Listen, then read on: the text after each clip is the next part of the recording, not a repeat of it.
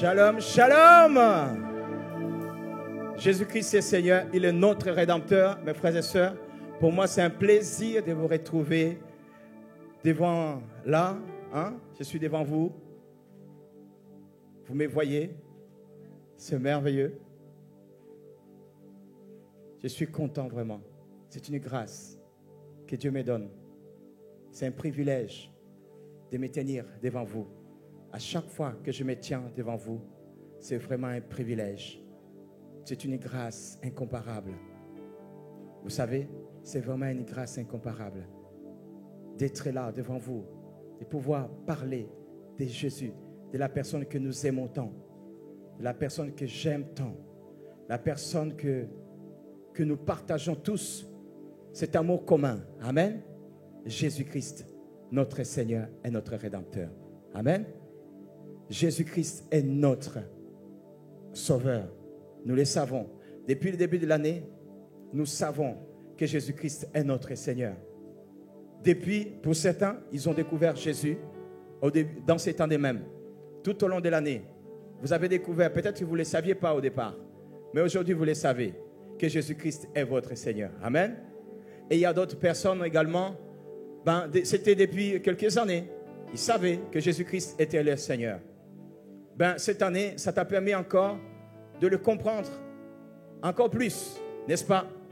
Et moi, je peux vous avouer, cette année, je rends grâce vraiment à Jésus-Christ parce qu'il m'a permis de le connaître encore, de connaître ce côté-là que je ne connaissais pas. Et c'est comme ça la vie. En Christ, on est appelé à aller en grandissant, en comprenant la profondeur de notre Seigneur. Amen. Hier, nous avons célébré la naissance d'un enfant, n'est-ce pas? On s'est réjouis ici, il y a ceux qui étaient là, on a dansé, on a loué notre Seigneur. Les enfants, ils étaient magnifiques, bien décorés, comme il faut, bien maquillés. Les parents aussi n'étaient pas à côté. Ils ont pu se laisser guider par l'Esprit de Dieu et nous avons festoyé. On était contents parce que notre Seigneur était au rendez-vous. Vous savez, quand on parle de Noël, vous le savez, on parle de la naissance de Jésus. Jésus-Christ est né. C'est vrai que quand on regarde dans la parole de Dieu, on voit Jésus, sa mère avait une particularité. C'était quoi? C'est parce que c'est la seule femme qui a eu un bébé d'une manière extraordinaire. D'une manière extraordinaire. Elle était là, comme vous le savez, et comme les Shekinah ont bien illustré hier dans leur sketch. Le problème, c'est que Betty a encore des progrès à gérer un bébé. Elle a fait tomber bébé. En tout cas, ceux qui ont suivi cela et nous qui connaissons la parole de Dieu, nous savons que cette femme-là a eu une visitation angélique. L'ange Gabriel s'était révélé à elle et lui a dit, tu vas avoir un bébé, tu vas avoir un enfant. Il a dit, mais comment est-ce possible? Je n'ai point connu d'homme. Et l'ange va lui dire, non, t'inquiète pas, tu l'auras, parce que le Saint-Esprit va te couvrir de son ombre et cet enfant sera en toi. Il y a quelque chose qui avait précédé cela. Avant qu'il lui explique comment l'enfant va être en elle, l'ange va lui dire, d'abord, l'enfant qui va être en toi, son nom, il s'appellera Jésus. Yehoshua, qui veut dire sauveur. Nous qui connaissons maintenant la suite, nous ne sommes pas des personnes de cette époque-là. Nous connaissons comment cet enfant a évolué. On comprend que dans le nom de cet enfant, il y avait sa destinée. Yehoshua, Jésus, veut dire sauveur.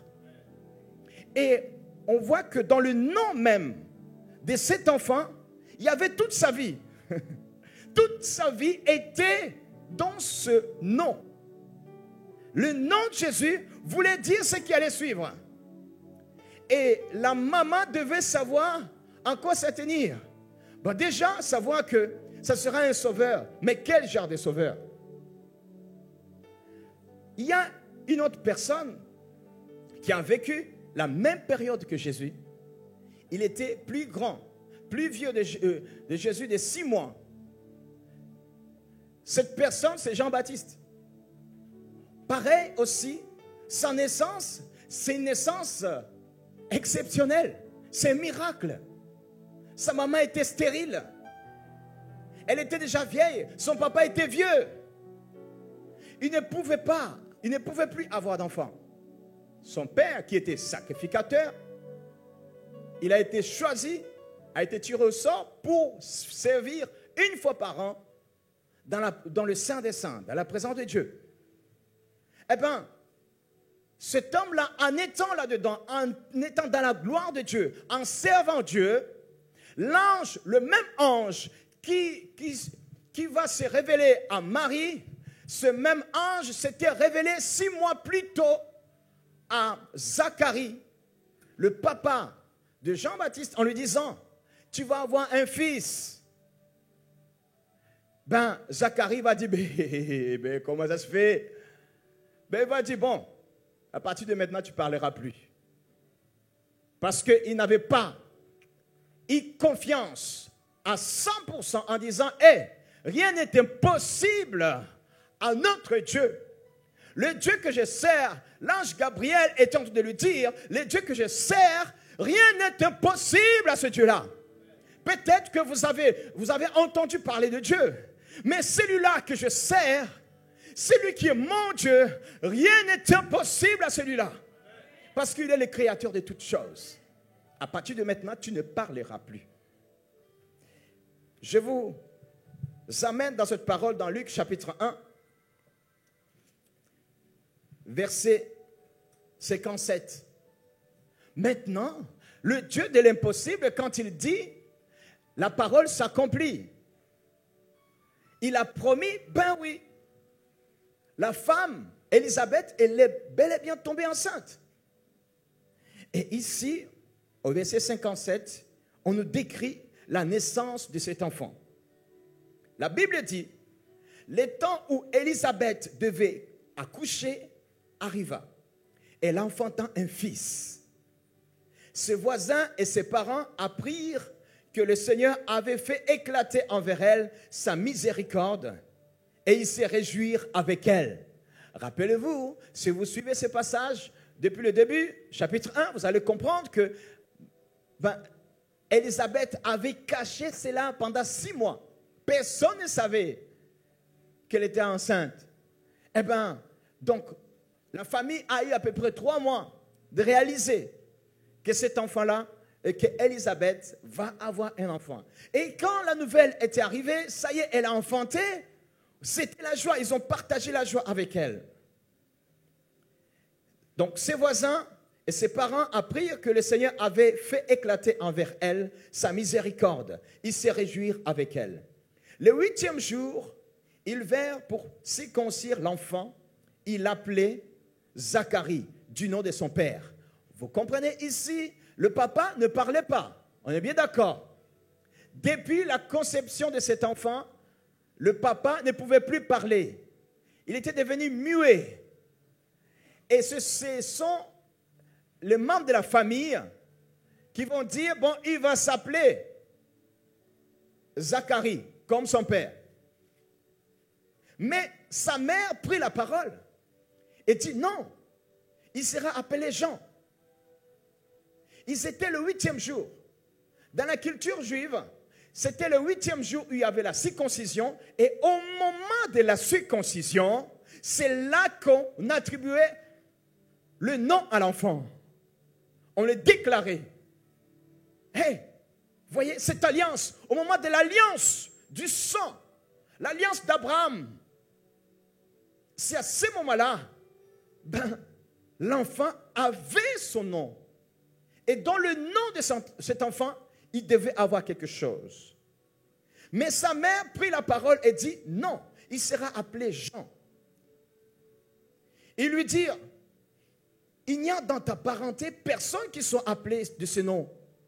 Et ils firent des signes à son père pour savoir comment il voulait qu'on l'appelle. Ils vont dire, bon, écoutez, sa mère nous dit ceci. Son père, nous disons autre chose. Nous voyons que c'est beaucoup plus équilibré. Mais le père ne peut pas parler. On va lui faire des signes pour qu'il puisse s'exprimer. Vous savez, aujourd'hui, nous sommes dans une période où on va voir souvent, il y a des pères, bon, compte tenu des choses beaucoup plus modernes et tout cela, on laisse à la maman de pouvoir donner le prénom. On va trouver, elle va mélanger les prénoms de ceci ou cela. Mais dans la culture juive, c'était la place de l'homme en disant, hey, je vais donner le prénom. Bien sûr, il devrait donner le prénom. La femme devait déjà être au courant. Comment il va s'appeler? Et c'est pour cela, quand ils n'étaient pas d'accord avec ce que disait la maman, ils vont se retourner vers Jean-Baptiste, Zacharie, en disant, Zacharie, tu ne peux pas parler, mais dis-nous, écoutez la suite. Zacharie, demandant des tablettes, non, ce ne sont pas des tablettes, comme les tablettes que nous avons aujourd'hui, où tu mets ton doigt et ça s'écrit. Non, les enfants. C'était une sorte de tableau, mini-tableau, où on peut écrire avec quelque chose. Et donc, Zacharie demanda des tablettes et il écrivit Jean et son nom. Et tous firent dans l'étonnement. Au même instant, écoutez bien, au même instant, sa bouche s'ouvrit, sa langue se délia, il parlait bénissant Dieu. Est-ce qu'on peut acclamer le Seigneur pour ça? Oh. Dès qu'il a prononcé le nom de son fils, la Bible dit, sa langue, sa bouche s'ouvrit. Il y a quelque chose qui s'est passé. Qu'est-ce qui s'est passé? Est-ce que c'est parce qu'il a appris que l'enfant était né? Non, il le savait. Est-ce que c'était parce que les gens venaient d'apprendre que cet homme-là, cet enfant va appeler Jean? Écoutez, il y a quelque chose d'exceptionnel qui s'est passé. Parce que Élisabeth avait déjà dit, il va s'appeler Jean. Et ça faisait 8 jours que cet enfant existait déjà, était déjà dans le monde. Ce n'est pas parce que l'enfant est né, ce n'est pas la naissance de cet enfant qui a fait la différence. C'est parce que le Père a prononcé le nom de son fils Jean. Ça veut dire quoi? Ça veut dire que c'est dans ce prénom-là, dans ce nom de Jean, qui avait la puissance qui a délié le Père. Oh. Vous savez, Jean veut dire, dans d'autres versions, on va dire don de Dieu, mais ça veut dire l'Éternel a fait grâce. Jean veut dire l'Éternel a fait grâce. Dieu vient de démontrer en disant, hey, la grâce est là. C'est la grâce qui a permis à ce que cet homme qui ne parlait pas, qui était muet, sa bouche s'ouvrit. Il a pu s'exprimer. Il y avait la puissance dans ce nom. Pourquoi? Quelle puissance? La grâce et la puissance qui a ouvert cette bouche-là. Vous savez, mes frères et sœurs, à travers ce verset, il y a une profondeur donnée que nous devons savoir. Plus tu vas écouter l'enseignement de la grâce, ce que la grâce te dit, ce que la grâce te décrit, plus tu vas connaître qui est la grâce, plus tu vas te familiariser avec la grâce, ta bouche va s'ouvrir. Vous savez, il y a des personnes, physiquement, vous les voyez parler, mais dans le spirituel, ce sont des muets. Ils n'ont pas d'impact. Leur parole n'a pas d'impact. Ils vont être en train de dire, oui, écoute mon frère, écoute ma soeur, je t'ai béni. Mais en fait de compte, ils sont aphones. Ils parlent, mais dans le spirituel, ils sont aphones. Où tu les vois. Je t'ai béni mon frère. Et la personne est aphone dans le spirituel. Il ne peut pas avoir d'impact. Ça veut dire que quand tu vas vouloir libérer une parole qui est censée te libérer, cette parole-là n'a pas d'impact. Pourquoi dans le spirituel, ils sont aphones? Plus tu vas t'exposer à la grâce, uniquement la grâce, te permet d'avoir cette capacité à ce que tu dis a l'impact dans le spirituel. Tu vas avoir de l'impact dans le physique et ta bouche, ce qui va sortir de ta bouche va avoir l'impact également dans le spirituel. Ça va ouvrir des portes, ça va ouvrir une voie quelconque.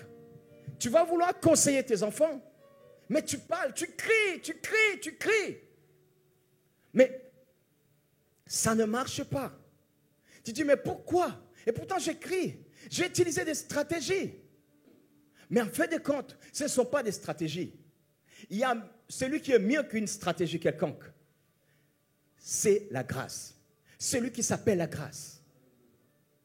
Et Jean, comme il s'appelait la grâce, Dieu a fait la grâce, il est la grâce, dans son nom, démontrer sa mission même, sa destinée. Dieu a fait la grâce. Pourquoi? Parce qu'il était appelé à venir aplanir les sentiers de la grâce. Lui n'était pas la grâce, mais Dieu leur avait donné la grâce. Ça veut dire que la grâce était en lui. Il était habité de la grâce. L'esprit de la grâce était en lui. L'esprit de la grâce lui a permis, souvenez-vous, l'esprit de la grâce est venu sur lui depuis qu'il était dans le ventre de sa mère.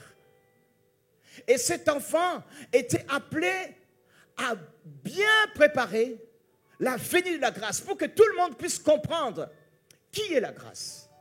Comment par la grâce? Afin que de multitudes puissent avoir de l'impact dans le spirituel. Ne puissions pas être des personnes juste qui parlent, mais des paroles qui ne construisent pas. La suite est là. Au même instant, sa bouche s'ouvrit. On est bien d'accord? Est-ce que tu peux dire, sa bouche s'ouvrit? Sa langue se délia. Oh, mon frère, ma soeur, je veux aujourd'hui que ta bouche, au nom de Jésus, puisse s'ouvrir dans le nom de Jésus-Christ. Qu'il puisse avoir la puissance de la grâce qui agit en toi. Que tu puisses comprendre quelque chose, que la grâce t'ouvre ta bouche afin que tu puisses t'exprimer d'une manière que personne n'a déjà entendue. Tu puisses sortir de ta bouche des paroles remplies de la sagesse qui vont changer la vie des multitudes. La Bible dit, sa langue se délia. Dis, sa langue se délia. Oh mon frère, il y a des chaînes qui t'attachent encore. Tu peux voir, tu marches, mais pourtant tu es attaché quelque part. Ta langue est déliée. À chaque fois que tu veux ouvrir ta bouche, tu ouvres ta bouche, elle est liée. Elle est liée pourquoi? Parce que quand tu vas parler auprès des gens, tu sens qu'il y a des liens qui sont là, qui t'attachent. Au nom de Jésus, je déclare ce matin, peu importe tes origines, au nom de Jésus, que tu sois délié ce matin dans le nom de Jésus-Christ. Que ta langue soit déliée au nom de Jésus-Christ. Que ta langue ne soit pas attachée à ta famille, à l'éducation, au raisonnement, au conditionnement que tu as reçu dans la famille. La tradition familiale ne puisse pas t'enchaîner encore en disant nous sommes des yabs. Les yabs, c'est comme ça. Les yabs parlent comme ça. Cette manière des yabs de parler, au nom de Jésus, les chaînes doivent être brisées dans le nom de Jésus. Que tu sois caf, cette pensée de caf, cette manière de penser des caf. Oui, dans le spirituel, vous savez, cette parole, mon Seigneur m'a révélé cela. Il y a des personnes, parce que tu es yab, tu réfléchis comme yab, et ça dure depuis des générations. Et quand tu parles comme un yab. Ce que je vous dis, personne ne me l'a dit, mais le Saint-Esprit m'a révélé cela. Tu es caf, tu réfléchis comme un caf, tu agis comme un caf. Au nom de Jésus, que tu sois délié ce matin, dans le nom de Jésus-Christ. Il y a des personnes qui sont, tu es malbar, tu réfléchis comme un malbar, tu agis comme un malbar. Au nom de Jésus, que ces chaînes soient brisées. Pourquoi? Parce que toi, tu as accepté Jésus-Christ. Toi, tu es appelé à être délié par la grâce. La grâce va te délier. Tu es africain, que tu sois délié par les chaînes. Au nom de Jésus qui lie les Africains. Que tu ne puisses pas réfléchir, raisonner comme réfléchisse un Africain ou un métropolitain ou qui que ce soit. Ta famille, tes origines t'enchaînent encore. C'est seulement plus tu comprendras qui est la grâce, mieux tu te porteras. Mieux tu comprendras tes origines. Mieux tu prospéreras dans tes origines. Pourquoi? Parce que tu auras l'ADN de l'origine de l'originel. Oh, il s'appelle la grâce. Lui qui exista avant que tu existes. Bon, voilà. Mais tu étais là. Jésus était là avec toi. Jésus-Christ est Seigneur. Amen. Il est la grâce. Vous savez, on va continuer. Au même instant, sa bouche s'ouvrit. Sa langue se délia. Au nom de Jésus, comme j'ai dit, les chaînes qui sont en toi, qui t'empêchent de prospérer, peu importe ta famille, tes origines, au nom de Jésus, que ces chaînes puissent être brisées. Le fait de m'entendre, d'entendre cette parole de la révélation du Saint-Esprit, que les chaînes soient brisées pour que tu puisses aller là où Dieu a prévu que tu puisses être. Il est écrit et il parlait, bénissant Dieu au nom de Jésus-Christ de Nazareth. Je proclame que ce matin, que tu puisses être une personne qui va comprendre comment louer Dieu, comment adorer Dieu. Plus tu te rapprocheras de la grâce, plus tu connaîtras quelle est la grâce qui est dans ta vie, plus tu connaîtras qu'il n'y a plus de limitation. Tu vas être une personne qui va pouvoir adorer Dieu d'une manière extraordinaire. Le Saint-Esprit veut que tu puisses enlever tout fardeau du poids et te dit, hey, la grâce est venue aplanir le sentier de sa personne. Est-ce que tu comprends ça? Est-ce que tu peux acclamer le Seigneur pour ça?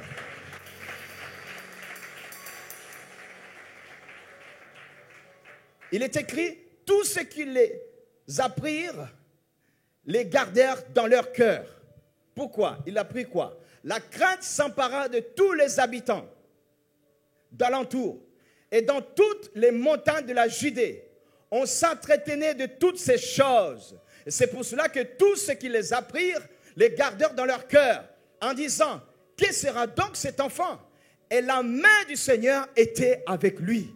La main du Seigneur était avec qui? Avec l'enfant. Comment s'appelait cet enfant? Jean-Baptiste. L'Éternel a fait grâce. C'est lui qui est venu aplanir le sentier de la grâce. Plus tu te rapprocheras de la grâce, mieux tu te porteras. Mieux tu feras l'œuvre de Dieu. Mieux tu pourras avancer. Pourquoi? Parce que tu n'as plus de limitations. Tu ne peux pas être limité. Quand tu comprends qui est la grâce, quand tu comprends quel est l'amour qui est dans la grâce, quand tu comprends la miséricorde de la grâce, tu comprends que non, la vie est belle, comme dit Linda. La vie est belle. On prospère. Pourquoi? Parce que j'avance. Non pas en fonction des traditions quelconques, mais parce que tu as été établi dans la grâce. Au verset 67, il est écrit ceci. Zacharie, son père, fut rempli du Saint-Esprit. Écoutez bien. Et il prophétisa. Oh! Zacharie a proclamé. Il a dit, cet enfant va s'appeler Jean. Qu'est-ce qui s'est passé? Il y a quelque chose qui s'est passé. On a appris que sa bouche, il a commencé à s'exprimer. Lui qui était muet, il a commencé à s'exprimer en parlant. Eh bien, au fur et à mesure qu'il parlait, il a découvert en disant waouh, il a commencé à exprimer encore plus et il bénissait Dieu, il adorait Dieu. Et il ne s'est pas arrêté à ce niveau-là. Quand il a commencé à s'exprimer, il y a quelque chose qui s'est passé. Il a été rempli du Saint-Esprit et il prophétisa.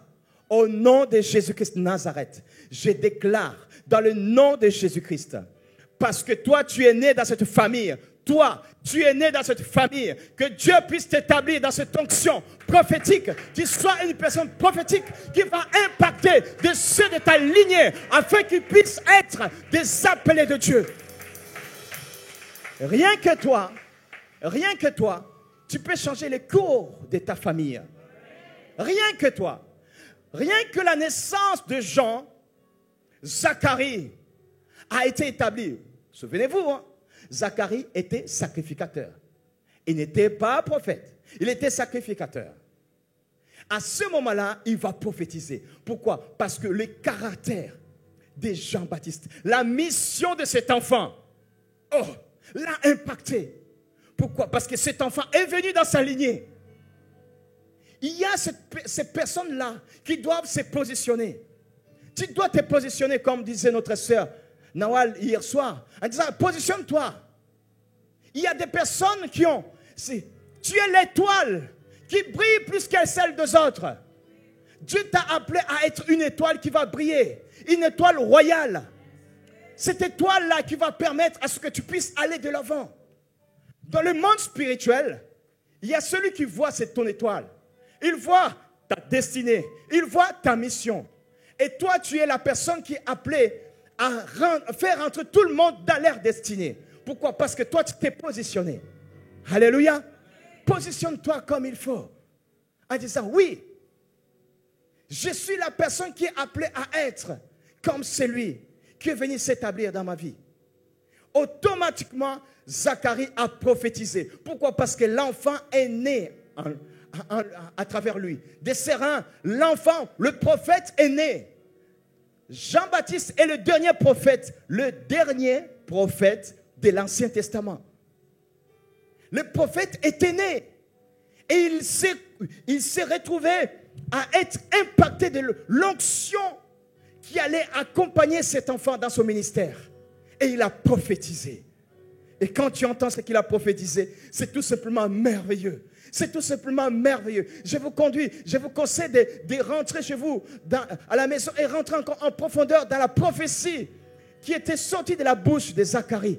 Pourquoi? Parce qu'il déclarait quelle est la destinée de cet enfant. Et il déclarait comment cet enfant est venu préparer le sentier, le chemin. Il est venu préparer le ministère de celui qui permet à ce qu'on puisse servir tel qu'on est. Il est celui qui est venu établir les choses comme il se doit. C'est la personne de la grâce. C'est lui qui est la grâce. C'est lui qui nous enseigne par sa vie. Il s'agit de Jésus. Oui, c'est Jésus-là.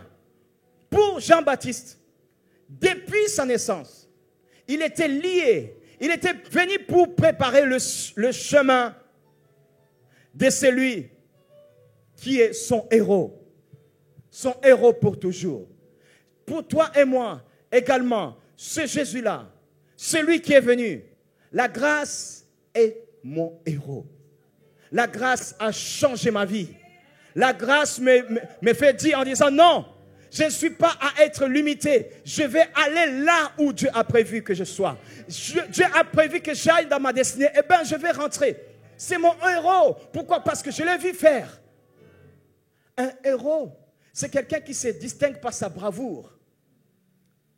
C'est quelqu'un qui se distingue par son acte, sa manière de s'exprimer, sa manière de faire. En disant non, son courage l'amène plus loin. Il se distingue par ses actions en disant non, je vais de l'avant. Je ne recule pas. Et Jésus nous l'a montré. Sa bravoure, nous la voyons.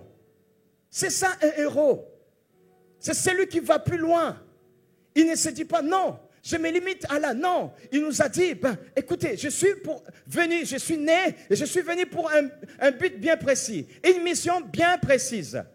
Et rien ne l'a fait reculer. Il est allé jusqu'au bout. Jean-Baptiste est venu, il a parlé de son héros. Il a préparé le chemin de son héros. Et dans son nom même, il y avait l'ADN de son héros. Son héros s'appelle Yeshua, le sauveur. Celui qui est le sauveur de ta vie, mon frère, ma soeur. Il est le sauveur de ta famille. Il est le sauveur de ta destinée. Il est celui qui te délie. Il délie ta langue. Que tu puisses t'exprimer. Quand tu pries, tu puisses avoir de l'impact. Mon héros pour toujours. Jésus, quand tu fais de Jésus ton héros pour toujours, tu vas avoir l'ADN de Jésus. Sois pas étonné que tu puisses devenir un héros pour beaucoup, pour des milliers. C'est ça ce que je te souhaite. Oui, parce que tu vas te distinguer par ta bravoure. Tout celui qui va te voir, il va dire, waouh, quand je vois cet homme, quand je vois cette femme, des choses qu'il a pu affronter, mais malgré cela, il est toujours dans la joie. Elle est toujours dans la joie. Elle sert toujours son Seigneur. Il sert son Seigneur. Il avance. Jésus-Christ. Beaucoup de choses s'étaient présentées devant lui pour le décourager, pour le discréditer. Mais il a continué à faire l'œuvre. Pourquoi? Parce que c'est lui le héros. Tout ce qu'on peut entendre parler des héros, ce ne sont pas des héros. Ce sont juste des copies. Mais le vrai héros, c'est Jésus-Christ. Il n'est pas venu seul. Jésus n'est pas venu seul. Il y a celui qui lui a précédé, Jean-Baptiste. Celui qui a reconnu en Jésus son héros. Il a dit, il faut que je diminue et qu'il croisse. Pourquoi? Il est mon héros. Non, c'est moi qui ai besoin de me faire baptiser par toi. Il a dit, quand Jésus est parti vers lui, voulant se faire baptiser, il a dit, c'est moi qui ai besoin de se faire baptiser par toi, et toi tu viens vers moi. Mais Jésus lui a dit, mais non, écoute, faisons le travail de notre Père. Écoute, ça c'est ton job, moi j'ai le mien. Chacun reste à sa place. Jésus était vraiment, il a détendu. Mais malgré cela, ça n'a pas empêché que Jean-Baptiste puisse réaliser le privilège qu'il avait. Parce qu'il avait son héros, le héros de toute l'humanité, celui qui est venu dans sa bravoure. Jésus-Christ ne s'est pas démonté. Il est né, il savait quelle mort il va pouvoir goûter. Il savait ce qu'il allait endurer jusqu'à arriver à la mort. Mais il est venu quand même. Il est né pour aller plus loin. Il a exécuté sa mission qui était ancrée dans son nom. Jésus, Yeshua, Sauveur. Alors, je prie ce matin et je déclare au nom de Jésus que dans ton nom, il puisse avoir cette identité de celui qui t'a engendré. Jésus-Christ est né. Nous l'avons célébré. Jésus-Christ n'est pas venu juste comme ça. Il a existé. Et dans son nom, il y a son identité. Sauveur. Je déclare au nom de Jésus que dans ton nom, au nom de Jésus ce matin, il puisse avoir l'ADN de celui qui découle de toi, qui découle en toi, celui qui est en toi. Oh, Zacharie, parce qu'il avait engendré Jean, l'onction qui était sur Jean a jailli de lui. Je proclame que celui qui habite en toi, qui est cette onction qui est en toi, cette onction puisse jaillir de toi.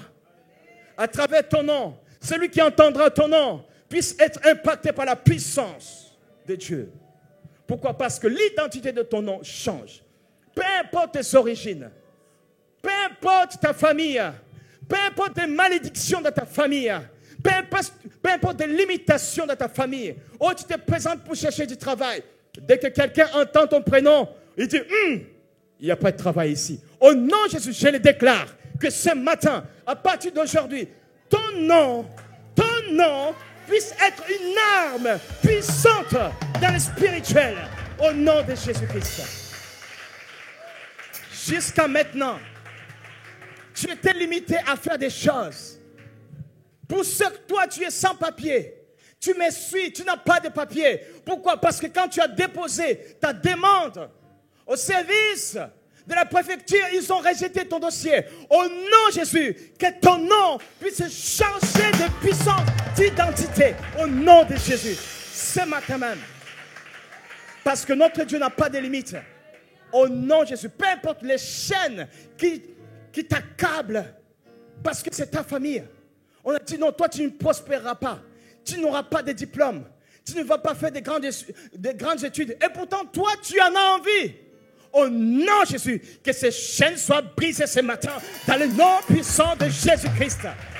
Hey, c'est ça ce que Dieu veut pour toi. Ne laisse que personne puisse te convaincre le contraire. Il est notre Seigneur. Il est Yeshua, Sauveur. Ta famille, mon frère, ma soeur, tes enfants, ta descendance, les fruits de tes entrailles doivent prospérer dans le nom de Jésus. Pourquoi? Parce qu'ils découlent de toi. Peu importe l'âge qu'ont ces enfants-là. Peu importe. Même s'ils ont aussi des enfants, des petits-enfants. Mais ils sont sortis des terrains. Mon frère, s'ils sont sortis des terrains, ma soeur, c'est le fruit de tes entrailles. Au nom de Jésus-Christ. La puissance de l'Esprit de Dieu va agir sur eux. Et c'est pour cela, je vais vous demander de vous mettre debout. Vous allez vous mettre debout, mes frères et sœurs. Mettez-vous debout. Et votre nom, ce matin, au nom de Jésus, tu dois proclamer une bénédiction. Regarde déjà la signification de ton prénom. La signification de ton prénom. Qu'est-ce que veut dire ton prénom? Ok, si tu n'es pas d'accord avec cette signification, Dieu te donne l'opportunité ce matin de changer. Jésus-Christ a changé l'eau en vin. L'ange Gabriel a dit, le Dieu que je sers, c'est ce Dieu, c'est un Dieu pour qui rien n'est impossible. Alors, Dieu a fait naître un enfant, un bébé, dans un ventre d'une femme stérile, dans une femme vierge. Crois-tu que ce soit impossible pour lui de changer l'identité de ton prénom, la malédiction qui sont liées à ton prénom, à ton nom? Je dis bien ton nom et ton prénom. À partir d'aujourd'hui, là où ira ton nom, là où ira ton prénom, celui qui entendra ton nom, celui qui entendra ton prénom, mon frère. Oh, 2022, c'est l'année de ta destinée. Cette dernière prédication de cette année, elle est appelée à ce que tu puisses rentrer. Ce que je suis en train de dire, c'est déjà des paroles prophétiques sur ta vie. Au nom de Jésus-Christ. Tu es persuadé que tu ne peux pas aller plus loin. Au nom de Jésus-Christ. Dieu t'appelle à ce que tu puisses aller plus loin. Je proclame au nom de Jésus-Christ. Toute malédiction de ta famille. Le nom, ton nom de famille change d'identité. Dans le nom de Jésus-Christ. En ce moment même, des craquements. Je commence à entendre des craquements dans le spirituel. Les chaînes commencent à être brisées. J'entends des chaînes qui sont brisées. Dans le nom de Jésus. Ton prénom, toi, au nom de Jésus, par ton prénom. Ton prénom change d'identité. Ce matin, laisse que l'onction de Dieu te visite et brise le joug. Au nom de Jésus, je proclame la pauvreté qui t'a suivi pendant toutes ces années. Au nom de Jésus, cette pauvreté puisse te quitter complètement dans le nom puissant de Jésus. Je prie pour toi. Au nom de Jésus, l'Esprit de Dieu te visite là où tu es. Laisse-toi visiter, jeune homme. Laisse-toi visiter, jeune femme. Laisse-toi visiter, maman, papa. Au nom de Jésus, grand-mère, grand-père. Laisse-toi visiter ce matin. Au nom de Jésus, établis la dignité, l'autorité royale dans ton nom, dans ton prénom, au nom de Jésus-Christ. Au nom de Jésus, la grâce établit les choses nouvelles dans ta vie. La grâce nous est née afin que quand tu le comprends, toutes choses deviennent nouvelles. Oh Rabasaka, Ribosaka, Robasaka. Pendant que tu es debout, tu ouvres tes bras comme ça. Comme si tu recevais. Oh Rabasaka, Rababababa. Saint-Esprit te visite là où tu es. Oh Ribo Saka Ribo. Le Saint-Esprit te dit maintenant, À partir d'aujourd'hui, la parole de la grâce te parle. La grâce te parle avec sa parole, qui est une parole de la grâce. En te disant, non, aucune malédiction ne peut subsister au nom de Jésus. Nous prenons ton nom. Maintenant, si tu es d'accord avec la signification de ce nom-là, tu vas demander la grâce de Dieu encore en abondance. Si tu n'es pas d'accord avec ce nom, la signification de ce nom, ou tu ne sais pas quelle est sa signification, au nom de Jésus-Christ, tu vas dire, Saint-Esprit, donne-moi ce qui me revient dans le nom puissant de Jésus. Parce que tu es né, Dieu te connaissait. Il te donne ce qui te revient maintenant dans le nom de Jésus. Maintenant, je brise au nom de Jésus toute malédiction qui t'a toujours suivi toutes ces années, ces puissances occultes qui t'ont toujours suivi toute ta vie, liées à ton nom.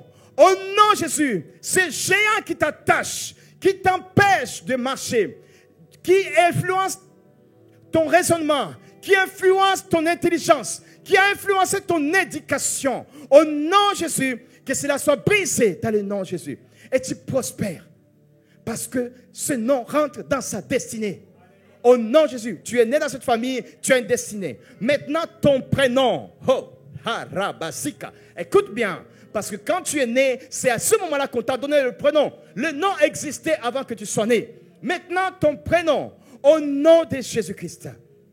Si tu connais la signification, rends grâce à Dieu pour cette signification. Si tu ne connais pas, ou tout simplement tu n'es pas d'accord à cette signification, maintenant, dis tout simplement, glorifie-toi Seigneur. Et moi je serai en train de parler. C'est bon. Ko rabasaka ribo sakarabasika.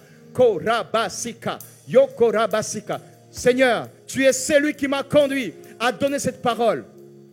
L'esprit de puissance, l'esprit de feu, toi qui fais passer par le feu, des langues passent par le feu. Au nom de Jésus, maintenant ce prénom passe par le feu. Toute impureté qui est liée à ce prénom passe par le feu du Saint-Esprit. Dans le nom de Jésus, le Saint-Esprit qui est descendu sur Zacharie.